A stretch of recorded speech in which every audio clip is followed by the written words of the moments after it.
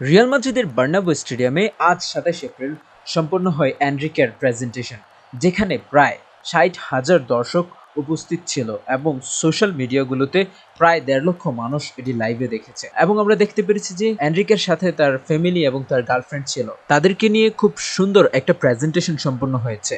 Real মাদ্রিদে এনরিকের jersey number ১৬, আর একটি UCL champion হলে তাদের ১৬টা ট্রফি সম্পন্ন হবে। সম্ভবত সেই জন্য এনরিককে ১৬ নাম্বার জার্সি পরিধান করানো হয়। এবং এখন সবচেয়ে বড় কথা হচ্ছে যে রিয়াল মাদ্রিদে এই ১৬ নাম্বারকে অভিশপ্ত নাম্বার বলা হয়। রিয়াল মাদ্রিদে এই পর্যন্ত যতজন প্লেয়ার এই ১৬ নাম্বার জার্সি পরে খেলেছেন তাদের কেউই এক সিজনের বেশি খেলতে পারেনি রিয়াল মাদ্রিদে। রিয়াল মাদ্রিদের প্রায় ৮ জন প্লেয়ার এই অভিশপ্ত ১৬ নাম্বার জার্সি পরেছেন। তারা কারা ছিল, কিভাবে এবং কেন এই ১৬ নাম্বার জার্সি অভিশপ্ত, সেই বিষয়টি নিয়ে আমি একটা ভিডিও বানাবো। আপনারা আমার চ্যানেলটি সাবস্ক্রাইব করে রাখতে পারেন। এখন এনরিকের কি হয় সেটাই দেখার বিষয়।